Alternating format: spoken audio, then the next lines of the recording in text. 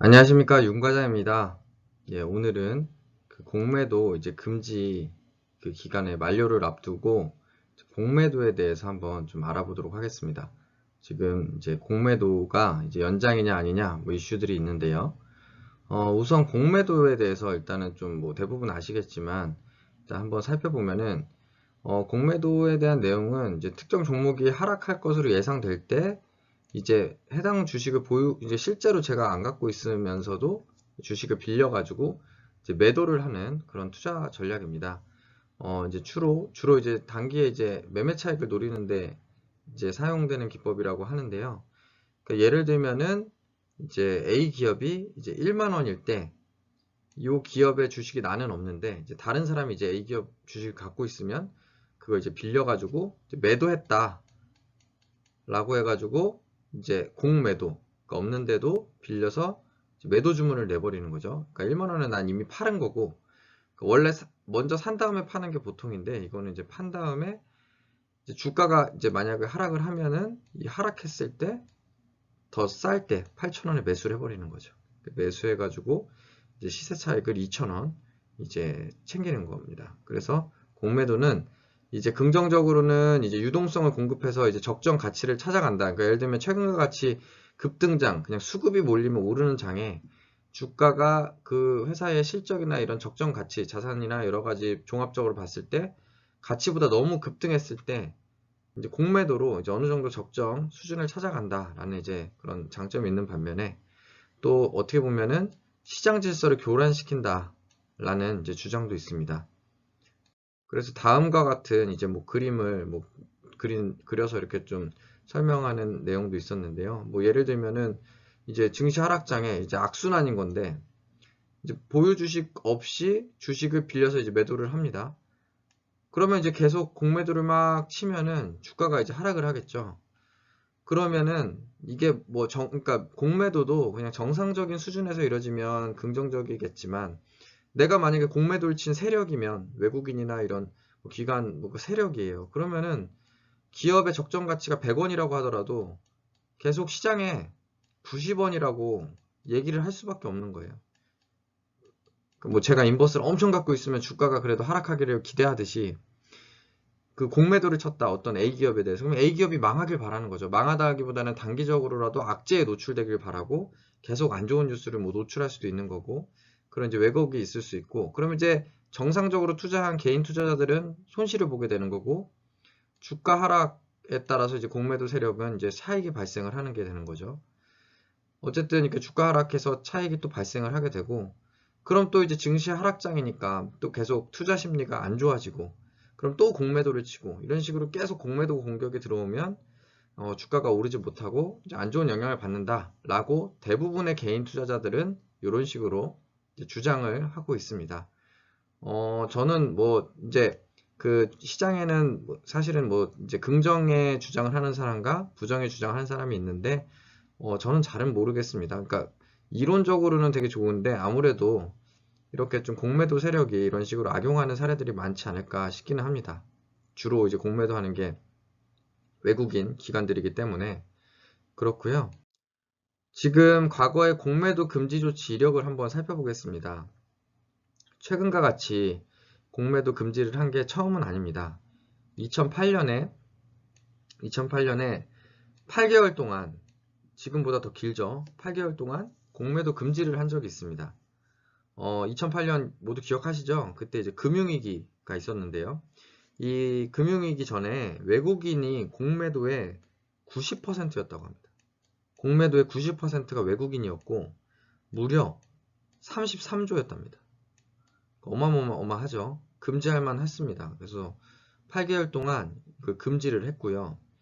그리고 이때 금융주가 이제 그때 다 무너졌잖아요. 금융주에 대해서는 5년 동안 5년이나 공매도가 금지가 됐습니다.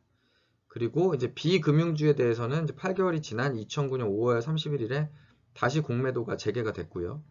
그러다가 2011년 8월 이때 유럽발 이제 금융위기 왔을 때죠. 2011년 8월에 다시 3개월간 이제 공매도가 다시 부활을 했습니다. 그러다가 다시 11월 9일에 다시 공매도가 이제 재개가 됐습니다. 그러니까 과거에도 공매도를 했던 적이 있고요. 다만 8개월, 3개월 후에 다시 공매도가 이렇게 살아났다라는 겁니다. 그래서 이번에 또 보면 2020년 3월 13일에 공매도가 지금 금지가 됐는데요. 지금 6개월이 지났고 이제 과거의 이력들을 보면 사실은 뭐 재개가 될 수도 있는 그런 상황입니다. 이력들만 보면 원래 이제 금지했다가 다시 살린 적들이 있기 때문에 일단 그런 상황이고요. 그리고 해외 공매도 금지 현황을 보시면은 이제 왜 금융위원회가 이제 개인 투자자들이 이렇게 싫어하는데도 자꾸 공매도를 이제 재개하느냐를 고민하냐면 보시다시피 미국, 영국, 독일, 일본 이제 선진국이라고 하는 국가들은 이런 지금 질병 위기 때에도 불구하고 금지 조치를 아예 시행하지 않았습니다.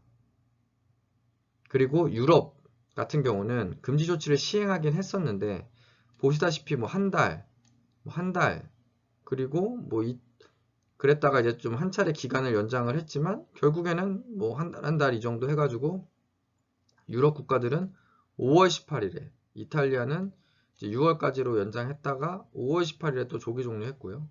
5월 18일에 이미 금지가 끝났습니다. 그러니까 주로 선진국, 유럽, 그리고 대만도 보면 6월 19일에 주가가 이제 정상화되니까 6월 19일에 조기 종료를 했고요. 그러니까 선진국, 유럽, 아시아에서 뭐 우리랑 뭐 비슷하거나 좀 작은 대만까지도 다 조기 종료가 이미 된 상태입니다. 그리고 이제 뭐 인도네시아, 말레이시아 정도가 이제 아직 미정인 상태, 뭐 12월 31일로 아직 이제 공매도가 금지됐는데요. 사실은 요것만 보면 우리나라 정도의 이런 경제 규모면 우리도 사실은 재개를 해야 되는 그런 이제 분위기이긴 합니다. 이제 국제적인 걸 비교해 보면 이제 요거는 뭐 그냥 공매도를 반대하고 반대하지 않고를 떠나서 사실이 지금 이렇다는 거고요. 그리고 그러다 보니까 이제 기사도 왔다 갔다 합니다. 9월 16일 공매도 재개 금지가 이제 연장 가능성 소홀소홀 해가지고 요런 이제 그 공매도가 다시 금지가 다시 연장되겠다. 그래서 그 얼마 전에 그 은성수 금융위원장이 이제 공매도 여부를 결정을 하는데 지금 질병 이슈가 끝나지 않았다. 뭐 이런 얘기를 했죠. 그래서 이건 연장이다. 라고 이제 시장에서 해석하는 사람들도 있고 또 9월에 공매도 재개할 거다. 개인을 대신에 좀 활성화하는 방안을 좀 보완을 해가지고 다시 재개할 거다. 라고 또 이제 해석하는 사람들도 있고요. 그러니까 시장에서는 두 가지 의견이 지금 다 있는 상황입니다. 그래서 이제 아시다시피 지금 서울대에서 용역을 했죠. 서울대에서 용역 보고서를 했는데 거기에 뭐 1, 2, 3안이 이 순서로 있는지는 저도 모르겠습니다. 그냥 이제 기사를 보면은 3개 안이 나왔는데 하나는 3개월 연장, 그 다음에 하나는 또 6개월 연장, 그리고 마지막으로 제한적 해제, 이렇게 3가지 안이 있다고 합니다.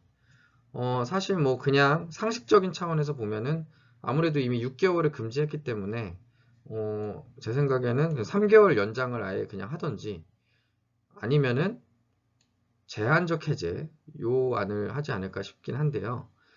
일단은 그냥 요거를 해제하는 거는 사실은 쉽지 않을 것 같습니다. 사실 지금 분위기에서는 지금 부동산 정책 때문에 가뜩이나 여론이 안 좋은데 이것까지 이제 공매도 해제를 그냥 아무 대책 없이 해버리면 정부가 비난해서 자유롭지 못할 것 같습니다. 그래서 해제를 하더라도 이제 제한적 해제를 하게 될 것 같고요.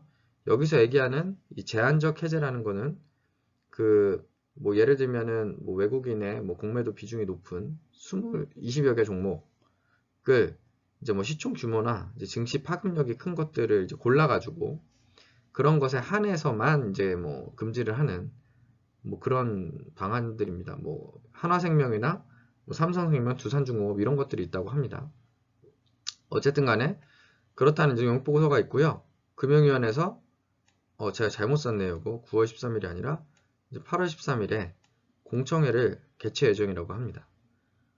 그런데 이제 사실은 뭐 회사에서 업무를 좀 해보신 분들은 아시겠지만 이 정부 용역 보고서라는 게 그러니까 사실은 뭐 진짜 순수하게 하는 용역도 있긴 합니다. 그냥 완전히 그냥 제로 베이스에서 하는 것도 있지만 이 사안은 그냥 제 뇌피셜로 보면 지금 분위기상 이 보고서는 약간 이제 정부의 의지가 반영된 보고서라고 보는 게 맞을 것 같습니다. 그러니까 정부의 의지를 반영을 그냥 하면은 욕을 먹으니까, 그러니까 제3자 서울대의 이름을 빌리는 거죠. 그러니까 서울대의 이름으로 말을 하는 거죠. 요런 안들을 서울대의 이름으로 나왔다라고 이제 하는 거고, 실제로는 용역 보고서라는 거는 발주자의 입김이 들어갈 수밖에 없고 그 의중이 간접적으로라도 반영될 수밖에 없습니다. 그래서 반영이 된 게 요 아니라고 저는 생각을 하고요. 이 공청회라는 것도 사실은 좀 답정너죠. 그 공청회에서 뭐 찬반 의견을 듣는다고 하는데 뭐 다른 것도 보면 뭐 공청회 가봐도 그냥 어쨌든 밀고 나가려는 그 방향이 있습니다. 그래서 그거는 크게 의미가 없다. 이제 뭐 공청회 이런 건 크게 의미가 없을 것 같고요. 정부는 어쨌든 정부가 생각한 대로 이 중에서 이제 하게 될 것 같습니다. 예, 지금 그렇게 될 것 같고요. 가장 큰 영향 미칠 거는 아무래도 이거 같습니다. 사실은 지금 정치적인 영향이 저는 개인적으로는 제일 크지 않을까 싶습니다. 지금 대통령 지지율이 8월 1주차 때 지금 보시면은 지지율이 계속 떨어지고 있어요. 지금 부동산 정책이나 최근에 뭐 여러 가지 이슈들이 있으면서 긍정이 44.5까지 떨어졌고요. 부정이 51.6까지 지금 올라와 있는 상태입니다. 뭐 민주당도 지지율이 뭐 많이 떨어졌다고 하고요. 그러니까 뭐 정치 성향을 떠나서 그냥 지금 사실이 이렇다는 거고, 그러다 보니까 정부 입장에서는 지금 이 상황에 공매도까지 재개해가지고, 이거 지금 개인 투자자는 거의 99%가 지금 공매도에 대해서 굉장히 부정적이잖아요. 저도 뭐 인버스를 갖고 있긴 하지만 뭐 무조건 뭐 공매도가 뭐 공매도 무조건 재개해야 된다 뭐 이런 거는 사실은 아니거든요. 왜냐면은 좀 문제가 있긴 하니까 공매도가. 그렇다 보니까 좀 보완이 돼서 재개를 하던가 좀 했으면 하는 마음이 있습니다. 공매도에서 좀 어느 정도 악용되지 않을 정도 수준에서 좀 보완이 됐으면 하는 마음은 있습니다. 사실 저는.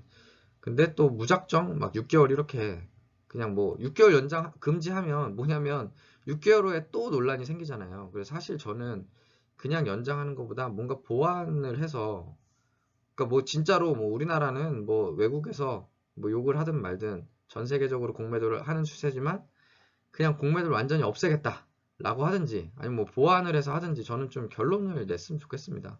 눈치 그만 보고 어쨌든 간에 좀 그 맞다고 하는 사실에 대해서는 그냥 밀고 나갔으면 좋겠는데, 아무래도 지금 여지까지의 그런 경향을 보면 이 여론을 봐가지고 갑자기 지지율이 확 오르지 않는 한, 그러니까 지금처럼 좀 정부 지지율이 높지 않으면 아무래도 공매도를 그냥 완전히 재개하기는 쉽지 않을 것 같아 라는 게 이제 제 생각이고요.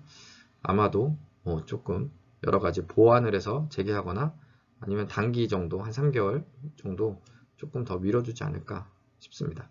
근데 뭐 저 개인적으로는 결론이 났으면 한다 정도로 이해해 주시면 되겠습니다. 네, 그래서 뭐 어차피 시간은 금방 가니까 뭐 한 뭐 보름 안에 뭔가 좀 이제 결론이 난 그런 이제 소식들이 나오지 않을까 싶습니다. 네, 오늘은 이상 하겠습니다. 감사합니다.